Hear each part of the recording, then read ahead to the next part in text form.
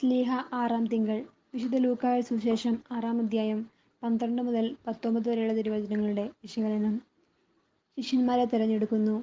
മനുഷ്യാവതാരത്തിന്റെ മർമ്മപ്രധാനമായ ഒരു നിമിഷത്തെക്കുറിച്ചുള്ള തിരുവചന ഭാഗമാണ് നാം ഇന്ന് വായിച്ച് ധ്യാനിക്കുന്നത്.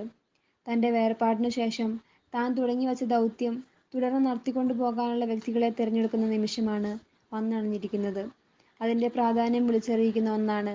അവൻ മലയിൽ ദൈവപിതാവിനോടൊപ്പം രാത്രി മുഴുവൻ തനിയെ ചിലവഴിച്ചു എന്ന് സൂചിപ്പിക്കുന്ന വചനങ്ങൾ. നമ്മുടെ ഏതു സുപ്രധാന തീരുമാനങ്ങൾക്കും മുമ്പ് ദൈവവുമായുള്ള ആലോചനയുടെ ആവശ്യകത ഇതിൽ നിന്നും വ്യക്തമാകുന്നു.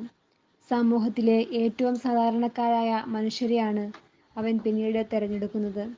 സാധാരണ വിഷയങ്ങളിൽ ഒളിഞ്ഞുകിടക്കുന്ന സ്വർഗീയ രഹസ്യങ്ങളെ വെളിപ്പെടുത്തുന്ന അവന്റെ ഉപമകൾ എന്നെപ്പോലെ തന്നെ സമൂഹത്തിലെ സാധാരണക്കാരിലൂടെ രക്ഷാകര പദ്ധതി തുടർന്നു കൊണ്ടുപോകാനുള്ള ഈ തെരഞ്ഞെടുപ്പ് യേശുവിന്റെ ശൈലിക്ക് ഏറെ ചേർന്നു പോകുന്നത് തന്നെയാണ്.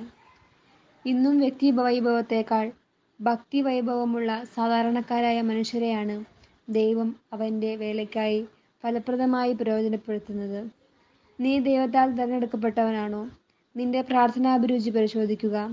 സാധാരണക്കാരെ ബഹുമാനിക്കാനും അവരുടെ ആവശ്യങ്ങൾ കണ്ടറിഞ്ഞ് മുൻവിധിയില്ലാതെ സഹായിക്കാനുമുള്ള സ്വാഭാവിക ആഗ്രഹം നിന്നിലുണ്ടാകാറുണ്ടോ?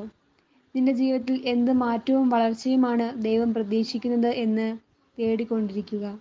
നിന്റെ സാന്നിധ്യവും വാക്കുകളും നീ ഇടപെടുന്നവരിൽ ആശ്വാസവും സൗഖ്യവും പ്രദാനം ചെയ്യാറുണ്ടോ? എങ്കിൽ സൗഖ്യദായകനായ യേശുവിന്റെ തിരഞ്ഞെടുക്കപ്പെട്ടവനാണ് നീ.